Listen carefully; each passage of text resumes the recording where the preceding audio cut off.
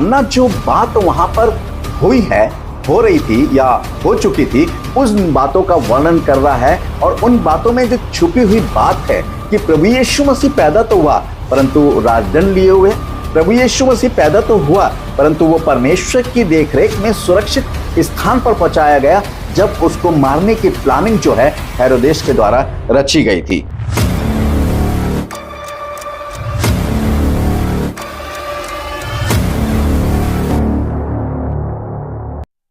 प्रभु यीशु मसीह के मधुर नाम में आप सबको जय मसीह की। प्रभु आप सबको बताए से आशीष दे, आमीन। हम बात कर रहे हैं प्रकाशित वाक्य की पुस्तक के बारे में और प्रकाशित वाक्य के 7 खंडों में से हम 5वें खंड में हैं। प्रकाशित वाक्य के इस श्रृंखला में आप सभी का स्वागत है। पिछले संदेश में हमने प्रकाशित वाक्य 12 अध्याय उसके 3 से 4 पद के विषय में सीखा था।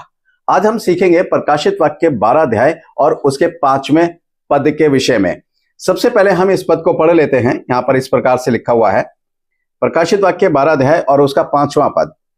वे बेटा जनी जो लोहे का दंड लिए हुए सब जातियों पर राज करने पर था, और वह बच्चा एकाएक परमेश्वर के पास और उसके सिंहासन के पास उठाकर पहुंचा दिया गया। यहां पर जो है इस पद में मैं आपको पहले भी बता चुका हूं और फिर से आपको बताना चाहता हूं, रिपीट करता हूं अपनी उस बात को कि प्रकाशित वाक्य की पुस्तक में यूहन्ना जो है, जो उस समय बातें हो रही थी या हो चुकी थी और आगे जो होने वाली थी, उन सबके विषय में जो है वर्णन करता है। इसलिए ये प्रकाशित वाक्य 12 अध्याय उसके 5 पद में जो बात अभी आपने सुनी है वो है यीशु मसीह के जन्म के बारे में, कि यीशु मसीह का जन्म जो है वो उसके बारे में वर्णन कर रहा है। परमेश्वर का वचन जो है वो इस बात को बता रहा है। अब यहां क्या है, सबसे पहली चीज वो बेटा जनी। दूसरा पॉइंट है यहां पर जो लोहे का दंड लिए हुए सब जातियों पर राज करने पर था, वे बच्चा परमेश्वर के पास उसके सिंहासन के पास उठाकर पहुंचा दिया गया। तो वो बेटा जनी, यहां पर यूहन्ना जो है यीशु मसीह के जन्म के विषय में बात कर रहा है। कौन बेटा जनी? यानी मरियम ने जब यीशु मसीह को जन्म दिया तो उस समय जो चीजें हुई हैं उसके बारे में वर्णन कर रहा है परमेश्वर का वचन, कि जो लोहे का दंड लिए हुए जो है वो क्या है, राज करेगा। अब यहां पर जो है लोहे का राजदंड की जो बात होती है, जो हम पिछले संदेशों में भी सुन चुके हैं, वो होता है एक राजा जब बनता है तो वो उसके हाथ में राजदंड दिया जाता है जो न्याय का प्रतीक होता है। और जब हम बात करते हैं यीशु मसीह के राजा होने की, तो यहां पर क्या लिखा हुआ है, मैं यशाया 9 अध्याय और उसका 6 पद आपके सामने पढ़ना चाहूंगा। जो यहां लिखा हुआ है, क्योंकि हमारे लिए एक बालक उत्पन्न हुआ, हमें एक पुत्र दिया गया है और प्रभुता उसके कांधे पर होगी, और उसका नाम अद्भुत युक्ति करने वाला, पराक्रमी, परमेश्वर, अनंत काल का पिता और शांति का राजकुमार रखा जाएगा। अब यहां जो है यूहन्ना जो है उस भविष्यवाणी के विषय में भी बात करता है जो यशाया नबी के द्वारा की गई। क्योंकि जब हम बात करते हैं यीशु मसीह के जन्म की, तो यीशु मसीह के जन्म के विषय में जो यशाया भविष्यवाणी करता है कि वो क्या है, कि हमें एक बालक दिया गया और क्या है, वो शांति का राजकुमार है। अब जब राजकुमार है तो पिता जो है राजा होना चाहिए। अब जब पिता राजा होना चाहिए तो वो राजा किसको दर्शाया गया है? जब हम परमेश्वर का वचन पढ़ते हैं तो भजन संहिता 24:10 में लिखा हुआ है कि यहोवा जो है, यानी परमेश्वर जो है, वो हमारा प्रतापी राजा है। अब यहोवा यानी परमेश्वर, अब एक राजा का पुत्र जो है वो राजा ही होगा, क्योंकि यीशु मसीह को परमेश्वर का पुत्र कहा गया है। और जब उसको परमेश्वर का पुत्र कहा गया है तो एक पुत्र होने के नाते एक राजा का पुत्र जो है, जो जब तक वो राज सिंहासन पर नहीं बैठता है वो राजकुमार की कैटेगरी में आता है या राजकुमार के दृष्टिकोण से उसे देखा जाता है। परंतु जब वो राजगद्दी पर बैठता है तो वो एक राजा की हैसियत रखता है, क्योंकि यहां पर परमेश्वर का वचन क्या कहता है कि उसके हाथ में लोहे का राजदंड जो है वो लिए हुए है, परमेश्वर बताता है। और जो बेटा जननी की बात है, जो मरियम की बात है, उसके बारे में भी यशाया नबी जो है बहुत सी भविष्यवाणियां करता है। मैं आपको रेफरेंस दे देता हूं, आप पढ़ लीजिएगा। यशाया 7:14 में लिखा है कि एक कुंवारी गर्भवती होगी। और यशाया 66 और उसके 7वें पद में लिखा है, उसको पीड़ाएं होने से पहले ही बेटे को जन्म दिया है। ये परमेश्वर का वचन जो है इस बारे में बताता है। और जो लोहे का दंड लिए हुए है सब जातियों पर राज करने का, जैसे मैंने कहा ना कि लोहे का दंड लेने का मतलब क्या है, इस लोहे के दंड को राजदंड कहते हैं। ये कई प्रकार के होते हैं, जैसा कि बहुत से जब राजाओं के बारे में आप पढ़ेंगे, बहुत से चांदी का बनवाते हैं, सोने का बनवाते हैं, लोहे का बनवाते हैं, लकड़ी का बनवाते हैं, पीतल का बनवाते हैं। बहुत से राजदंड जो होते हैं वो राजा के हाथ में होते हैं। ये उस समय दिया जाता है जब किसी भी व्यक्ति का, यानी जो राजकुमार है या राजा होने के पद पर नियुक्त किया जाता है और उसका राज अभिषेक होता है। और उसका जब राज अभिषेक होता है तो उसके हाथ में जो है वो राजदंड दिया जाता है। और वो राजदंड जो है वो इस बात का प्रतीक होता है कि ये जो राजा है ये न्यायाधीश भी है और न्याय करने वाला जो राजा है। इसके कारण मैं आपको बता देना चाहता हूं, राजदंड धारण करने वाला व्यक्ति राज का मुख्य न्यायाधीश होता है। न्याय के प्रति अटूट कर्तव्य और दंड की शक्ति उसी शक्ति के व्यक्ति के पास होती है जो राजदंड धारण करता है। और दूसरा है, राजदंड धारण करते समय राजाओं को संकल्प दिया जाता था कि न्याय सबके लिए समान होगा। न्याय की प्रक्रिया में किसी भी प्रकार का भेदभाव नहीं होगा। तीसरा है, जिस व्यक्ति के हाथ में राजदंड है वे व्यक्ति राजा है और राजदंड न्याय का प्रतीक है। दुनिया के ज्यादातर देशों में राजदंड सत्ता का प्रतीक है आज के समय में जो है। और यहां पर जो है यीशु मसीह ने उस जो जिसने बालक जन्मा, जो यहां पर प्रकाशित वाक्य के अंदर यूहन्ना जो भेद खोल रहा है यीशु मसीह का, कि वो जो राजा है जिसका जन्म हुआ है और जिसके हाथ में लोहे का राजदंड लिए हुए है, वो क्या है? वो हमारा न्यायाधीश है। और परमेश्वर का वचन इस बात को बताता है कि यीशु मसीह जो आने वाला है वो किस लिए आने वाला है? हम सबका न्याय करने के लिए। और जब वो हमारा न्याय करेगा तो याद रखिए, जो उसके न्याय में निर्दोष साबित नहीं हुआ उसको भयंकर दंड दिया जाएगा। और वो भयंकर दंड है कि उसको सीधे सीधे आग की झील में डाल दिया जाएगा।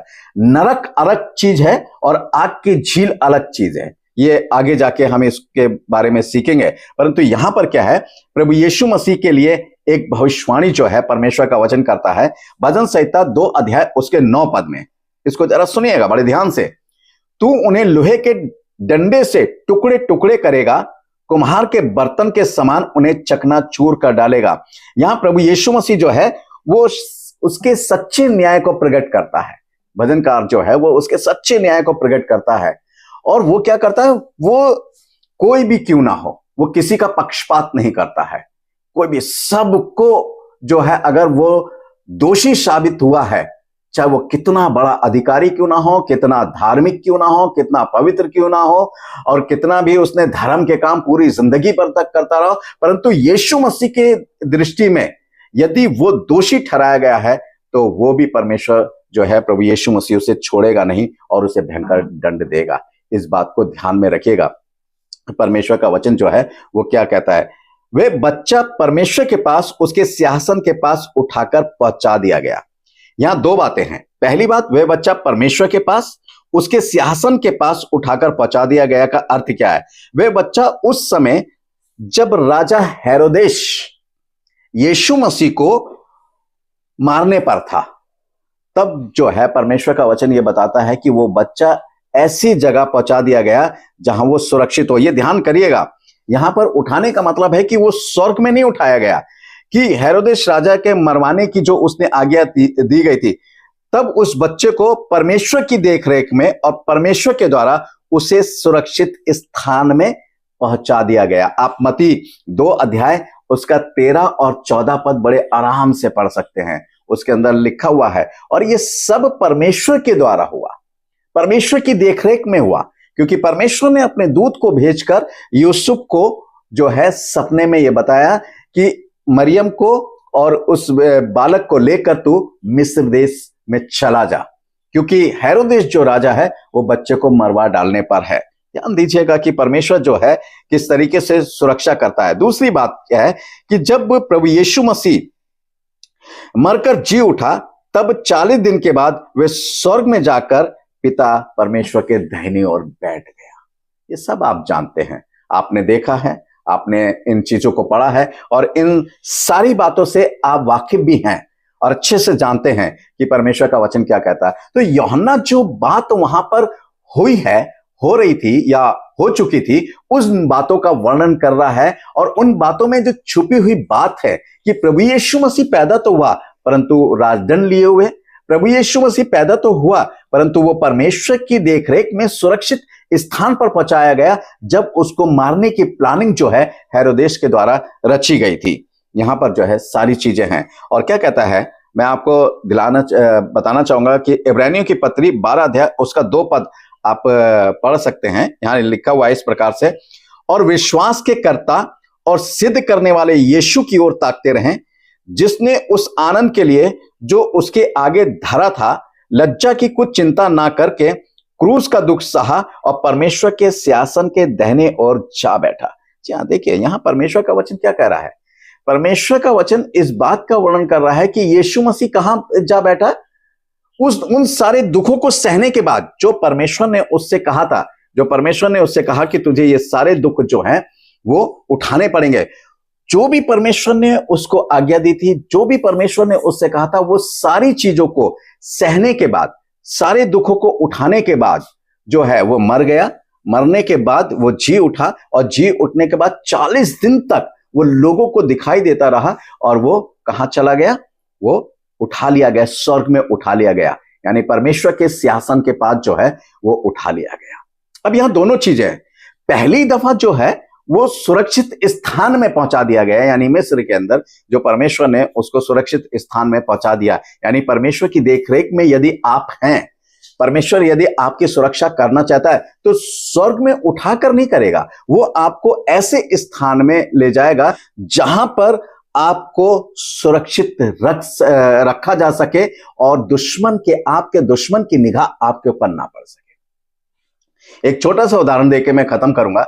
यहां पर जो है मैं आपको बताना चाहूंगा कि कैसे सुरक्षा प्रदान करता है। आप बहुत से लोग जो है ज्यादातर अय्यूब का उदाहरण देते हैं। मैं चलिए आपको अय्यूब का उदाहरण देता हूं। अब अय्यूब जो था परमेश्वर की सुरक्षा में था, यानी परमेश्वर की सुरक्षा में होने का मतलब है कि स्वर्ग में जो है परमेश्वर की दृष्टि में होना, यानी स्वर्ग के अंदर परमेश्वर की दृष्टि में होना बहुत बड़ी बात है ये। और इसलिए जब शैतान परमेश्वर के समक्ष पहुंचा तो परमेश्वर जो है अय्यूब के बारे में बात करता है कि तूने क्या मेरे दास अय्यूब को देखा, उसके समान खरा और पवित्र कोई नहीं है। शैतान वहां पर एक बात कहता है कि तूने, अब ध्यान दीजिएगा यहां पर उसके वर्डिंग को पकड़िएगा कि क्या कहता है, कि तूने उसके चारों तरफ जो है बाड़ा बना रखा है। अब सिर्फ अय्यूब के चारों तरफ नहीं था, अय्यूब के परिवार के चारों तरफ था, अय्यूब की हर चीज के चारों तरफ था, अय्यूब के चारों तरफ था, जिससे शैतान उस बाड़े में पहुंच नहीं सकता था। यानी परमेश्वर कहां है, स्वर्ग में है।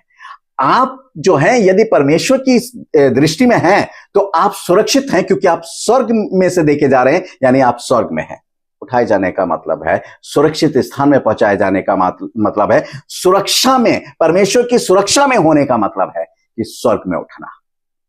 परमेश्वर की दृष्टि में ये एक बहुत बड़ी बात थी, ये एक बहुत महान बात उन लोगों के लिए होती है जिसको परमेश्वर सुरक्षा प्रदान करता है। जब हम जैसे पापियों को सुरक्षा प्रदान करता है तो परमेश्वर क्या अपने पुत्र को नहीं, जिसने उसने अपने मकसद के लिए भेजा था कि वो सारे जितने भी मनुष्य जाति के लोग इस पृथ्वी पर हैं सबको उनके पापों से उनका उद्धार कराए, तो उसकी सुरक्षा कैसे नहीं होती। इसलिए ये दोनों बातें हैं। पहली बात कि वो यूहन्ना जो प्रकाशित वाक्य 12 और 5 पद में कहता है कि वो परमेश्वर के सिंहासन के पास उठा लिया गया, यानी परमेश्वर जिस सिंहासन पर बैठा है उसकी दृष्टि में उसको वहीं से सुरक्षा प्रदान की गई। और मरने के बाद जब वो जी उठा 40 दिन के बाद जो है वो स्वर्ग में उठा लिया गया और परमेश्वर के दाहिने ओर जा बैठा। तो मेरे प्यारे भाइयों बहनों, आइए हम भी स्वर्ग में उस विराजमान जो परमेश्वर है उसकी दृष्टि में बने रहें, उसकी सुरक्षा में बने रहें। जब वो अपने सिंहासन पे, जो स्वर्ग में सिंहासन है, उस पर बैठकर जब वो मेरे और आपकी ओर दृष्टि करता है, जब हम पुकारते हैं हे प्रभु मुझे तेरी सुरक्षा चाहिए, हे प्रभु मुझे इस शैतान से सुरक्षा दे, हे प्रभु मुझे इस पाप से सुरक्षा दे, हे प्रभु मुझे इन चीजों से सुरक्षा दे, हे प्रभु मुझे कर्ज और बोझ से सुरक्षा दे। तो परमेश्वर जो स्वर्ग में बैठा है, सिंहासन पर बैठा है, वहां से दृष्टि करता है और आपको आपकी प्रार्थना के अनुसार, आपकी प्रार्थना जो विश्वास से भरी हुई है उसके अनुसार, आपकी प्रार्थना जो धार्मिकता से परिपूर्ण है उसके अनुसार, आपकी प्रार्थना जो पवित्रता से परिपूर्ण है उसके अनुसार वो आपको सुरक्षा प्रदान करता है। आप स्वर्गीय दृष्टि में सुरक्षित हो जाते हैं। फिर संसार का कोई भी जन आपका बाल बांका नहीं कर सकता।